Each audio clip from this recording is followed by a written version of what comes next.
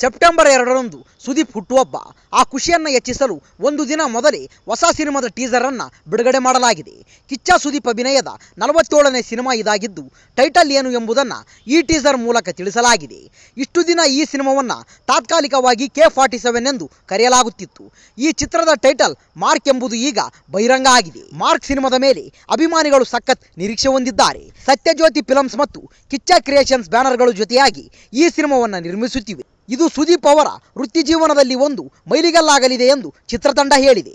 Title teaser ನೋಡಿದ ಸುದೀಪ್ ಅಭಿಮಾನಿಗಳು ಖುಷಿಯಾಗಿದ್ದಾರೆ. ಈ ಮೊದಲು ಮ್ಯಾಕ್ಸ್ ಸಿನಿಮಾದ ಮೂಲಕ ನಿರ್ದೇಶಕ ವಿಜಯ್ ಕಾರ್ತಿಕೇಯ ಅವರು ಬ್ಲಾಕ್ ಬಾಸ್ಟರ್ ಹಿಟ್ ನೀಡಿದ್ದರು. ಅವರೇ ಈಗ ಮಾರ್ಕ್ ಚಿತ್ರಕ್ಕೆ ನಿರ್ದೇಶನ ಮಾಡುತ್ತಿದ್ದಾರೆ.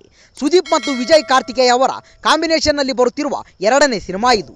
ಈ ಕಾರಣದಿಂದ ನಿರೀಕ್ಷೆ ಜೋರಾಗಿದೆ. ಸಿನಿಮಾ ತಂಡದಲ್ಲಿ ಅನುಭವಿ ಕಲಾವಿದರು ಮತ್ತು ತಂತ್ರಜ್ಞರು ಕೆಲಸ ಮಾಡುತ್ತಿದ್ದಾರೆ. ಖ್ಯಾತ ಸಂಗೀತ ನಿರ್ದೇಶಕ ಅಜನೀಶ್ ಬಿ ಲೋಕನಾಥ್ ಅವರು ಸಂಗೀತ ಸಂಯೋಜನೆ ಮಾಡುತ್ತಿದ್ದಾರೆ. ಶೇಖರ್ ಚಂದ್ರ ಅವರು ಛಾಯಾಗ್ರಹಣದ ಜವಾಬ್ದಾರಿಯನ್ನ ನಿಭಾಯಿಸುತ್ತಿದ್ದಾರೆ. ಟೈಟಲ್ ಟೀಸರ್ ಮೂಲಕ ಸಿನಿಮಾದ ಕಥೆ ಬಗ್ಗೆ ಸುಳಿವು ನೀಡಲಾಗಿದೆ. ಸಿನಿಮಾ ಶೂಟಿಂಗ್ ಸದ್ಯದಲ್ಲೇ ಮುಕ್ತಾಯ ಆಗಲಿದೆ. ಇದೇ ವರ್ಷ ಕ್ರಿಸ್ಮಸ್ ಹಬ್ಬಕ್ಕೆ ಮಾರ್ಕ್ ಬಿಡುಗಡೆಯಾಗಲಿದೆ. ಹೌದು, ಎಲ್ಲರ ನಿರೀಕ್ಷೆ ಇರುವುದು ಬಿಲ್ಲಾರಂಗ ಭಾಷಾ ಸಿನಿಮಾದ ಮೇಲೆ. ಸುದೀಪ್ ಅವರೇ ಹೇಳಿದಂತೆ ಇದು ಅವರ ವೃತ್ತಿ ಜೀವನದ ಅತಿದೊಡ್ಡ ಸಿನಿಮಾ. ಈಗಾಗಲೇ ಶೂಟಿಂಗ್ ಆರಂಭವಾಗಿದ್ದು ಒಂದು ಶೆಡ್ಯೂಲ್ ಕಂಪ್ಲೀಟ್ ಆಗಿದೆ. ಸುದೀಪ್ ಹುಟ್ಟುಹಬ್ಬ ಹಿನ್ನೆಲೆ ಚಿತ್ರದ ಫಸ್ಟ್ ಲುಕ್ ಪೋಸ್ಟರ್ ಬಿಡುಗಡೆಯಾಗಿದೆ. ಅನೂಪ್ ಭಂಡಾರಿ ಅವರು ತಮ್ಮ ಟ್ವಿಟರ್ ಖಾತೆಯಲ್ಲಿ ಪೋಸ್ಟರ್ ಹಂಚಿಕೊಂಡಿದ್ದಾರೆ. ಈ ಸಿನಿಮಾದಲ್ಲಿ 3 ಪಾತ್ರಗಳಿದ್ದು ಅದರಲ್ಲಿ ಒಂದು ಪಾತ್ರವನ್ನ ಪರಿಚಯಿಸಿದ್ದಾರೆ. ಪೋಸ್ಟರ್ನಲ್ಲಿ ನೀಡಿರುವ ಸುಳಿವು ಪ್ರಕಾರ ಭಾಷಾ ಪಾತ್ರವನ್ನ ಅನೂಪ್ ಪರಿಚಯಿಸಿದ್ದಾರೆ. ಪೋಸ್ಟರ್ನಲ್ಲಿ ಸುದೀಪ್ ದೊಡ್ಡ ಬಂದೂಕು ಹಿಡಿದಿದ್ದು ತ್ರಿಶೂಲ ಗುರುತು ಇದೆ. ಇನ್ನು ಟೈಟಲ್ನಲ್ಲಿ ತ್ರಿಶೂಲ ಗುರುತು ಸೂಚಿಸುವುದು ಭಾಷಾ ಪಾತ್ರಕ್ಕೆ. ಅಂದ ಹಾಗೆ ಬಿಲ್ಲಾರಂಗ ಭಾಷಾ ಪಾತ್ರಗಳು ಬ್ರಹ್ಮ, ವಿಷ್ಣು, ಮಹೇಶ್ವರನಿಗೆ ಲಿಂಕ್ ಆಗುತ್ತದೆ.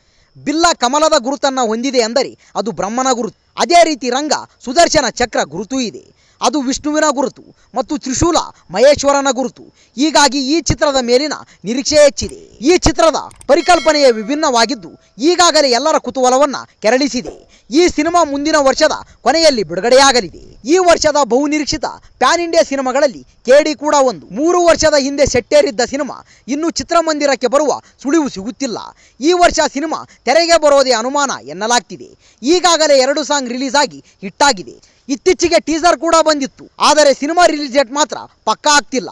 ಕಳೆದ ವರ್ಷ ಡಿಸೆಂಬರ್ನಲ್ಲಿ KD ಸಿನಿಮಾ ತೆರೆಗೆ ತರ್ತೀವಿ ಎಂದು ಚಿತ್ರತಂಡ ಘೋಷಿಸಿತ್ತು. ಬೇರೆ ಯಾವುದೇ ಸಿನಿಮಾ ಬಂದರೂ ಹೆದರಲ್ಲ, ಅಂದುಕೊಂಡ ಸಮಯಕ್ಕೆ ಸಿನಿಮಾ ಬಿಡುಗಡೆ ಮಾಡ್ತೀವಿ ಎಂದು ಪ್ರೇಮ್ ಹೇಳಿದ್ದರು. ಆದರೆ ಬಳಿಕ ಸೈಲೆಂಟ್ ಆಗಿ ಬಿಟ್ಟಿದ್ದಾರೆ. ಇತ್ತೀಚೆಗೆ ಪ್ಯಾನ್ ಇಂಡಿಯಾ ಟೂರ್ ಮಾಡಿ ಟೀಸರ್ ರಿಲೀಸ್ ಮಾಡಿತ್ತು ಚಿತ್ರತಂಡ. KVN ಪ್ರೊಡಕ್ಷನ್ಸ್ ಬ್ಯಾನರ್ ಅಡಿಯಲ್ಲಿ KD ಚಿತ್ರ ನಿರ್ಮಾಣ ಆಗ್ತಿದೆ. ಸಂಜಯ್ ದತ್, ಕ್ರೇಜಿ ಸ್ಟಾರ್ ರವಿಚಂದ್ರನ್, ಶಿಲ್ಪಾ ಶೆಟ್ಟಿ, ರಮೇಶ್ ಅರವಿಂದ್ ಸೇರಿ ದೊಡ್ಡ ತಾರಾಗಣ ಚಿತ್ರದಲ್ಲಿದೆ. ರೇಷ್ಮಾ ನಾಣಯ್ಯ ಚಿತ್ರದಲ್ಲಿ ನಾಯಕಿಯಾಗಿ ಮಿಂಚಿದ್ದಾರೆ. ವಿಲಿಯಂ ಡೇವಿಡ್ ಛಾಯಾಗ್ರಹಣ ಹಾಗೂ ಅರ್ಜುನ್ ಜನ್ಯ ಸಂಗೀತ ಈ ಸಿನಿಮಾಕ್ಕಿದೆ. 70-80ರ ದಶಕದ ಕಥೆಯನ್ನ ಚಿತ್ರದಲ್ಲಿ ಪ್ರೇಮ್ ಕಟ್ಟಿಕೊಡುತ್ತಿದ್ದಾರೆ. 70ರ ದಶಕದಲ್ಲಿ ನಡೆದ ನೈಜ ಘಟನೆಗಳನ್ನು ಆಧರಿಸಿ ಪ್ರೇಮ್ ಚಿತ್ರದ ಕತೆ ಎಣೆದಿದ್ದಾರೆ. ಆ ಘಟನೆ ಏನು ಎನ್ನುವುದು ಮುಂದಿನ ದಿನಗಳಲ್ಲಿ ಗೊತ್ತಾಗಲಿದೆ. ರೆಟ್ರೋ ಸ್ಟೈಲ್ನಲ್ಲಿ ಇಡೀ ಸಿನಿಮಾ ಮೂಡಿ ಬಂದಿದೆ. ಅದಕ್ಕಾಗಿ ಭಾರಿ ಸೆಟ್ಗಳನ್ನು ಹಾಕಿ ಸಿನಿಮಾ ಚಿತ್ರೀಕರಣ ಮಾಡಲಾಗಿದೆ. ಬೆಂಗಳೂರು, ಮೈಸೂರು ಮುಂತಾದ ಕಡೆಗಳಲ್ಲಿ ಸಿನಿಮಾ ಚಿತ್ರೀಕರಣ ನಡೆದಿದೆ. ಯಾವುದಕ್ಕೂ ರಾಜಿಯಾಗದೆ KVN ಸಂಸ್ಥೆ ಚಿತ್ರವನ್ನ ನಿರ್ಮಾಣ ಮಾಡುತ್ತಿದೆ. ಇತ್ತೀಚೆಗೆ ಸುದೀಪ್ ಚಿತ್ರದ ಅತಿಥಿ ಪಾತ್ರದಲ್ಲಿ ನಟಿಸುತ್ತಾರೆ ಎಂದು ಸುದ್ದಿಯಾಗಿತ್ತು. ಆದರೆ ಈ ಬಗ್ಗೆ ಅಧಿಕೃತ ಮಾಹಿತಿ ಸಿಗಲಿಲ್ಲ. ಅಕ್ಟೋಬರ್ ಮೊದಲ ವಾರದಲ್ಲಿ ರಿಷಬ್ ಶೆಟ್ಟಿ ಕಾಂತಾರ ಚಾಪ್ಟರ್ 1 ಸಿನಿಮಾ ತೆರೆಗೆ ಬರುವುದು ಖಚಿತವಾಗಿದೆ. ಇನ್ನು ಡಿಸೆಂಬರ್ 12ಕ್ಕೆ ದರ್ಶನ್ ನಟನೆಯ ಡೆವಿಲ್ ಹಾಗೂ ಡಿಸೆಂಬರ್ 25ಕ್ಕೆ ಶಿವರಾಜ್ ಕುಮಾರ್, ಉಪೇಂದ್ರ ಹಾಗೂ ರಾಜ್ಬೀರ್ ಶೆಟ್ಟಿ ಕಾಂಬಿನೇಷನ್ನ 45 ಸಿನಿಮಾ ಬಿಡುಗಡೆ ಆಗುತ್ತಿದೆ. ಇದೆಲ್ಲದರ ಮಧ್ಯೆ ಜೋಗಿ ಪ್ರೇಮ್ ನಿರ್ದೇಶನದ KD ಸಿನಿಮಾ ರಿಲೀಸ್ ಕತೆ ಏನು ಎನ್ನುವುದು ಗೊತ್ತಾಗುತ್ತಿಲ್ಲ. ಪ್ರೇಮ್ ವರಲಕ್ಷ್ಮಿ ಹಬ್ಬದ ಸಂಭ್ರಮದಲ್ಲಿ ತಮ್ಮ ಸಿನಿಮಾಗಳನ್ನು ಬಿಡುಗಡೆ ಮಾಡುವ ಪ್ರಯತ್ನ ಮಾಡುತ್ತಾರೆ. ಈ ವರ್ಷ ವರಲಕ್ಷ್ಮಿ ಹಬ್ಬ ಹೋಗಿ ಗಣೇಶ ಹಬ್ಬ ಮುಗಿದು ದಸರಾ ಹಬ್ಬಕ್ಕೆ ದಿನಗಣನೆ ಶುರುವಾಗಿದೆ. ಆದರೆ KD ಸಿನಿಮಾ ತೆರೆಗೆ ಬರುವ ಬಗ್ಗೆ ಯಾವುದೇ ಸುಳಿವು ಸಿಗುತ್ತಿಲ್ಲ. ಈ ವರ್ಷ ಸಿನಿಮಾ ಬಿಡುಗಡೆ ಆಗುವುದೇ ಅನುಮಾನ ಎನ್ನುವ ಸುದ್ದಿ ಶುರುವಾಗಿದೆ.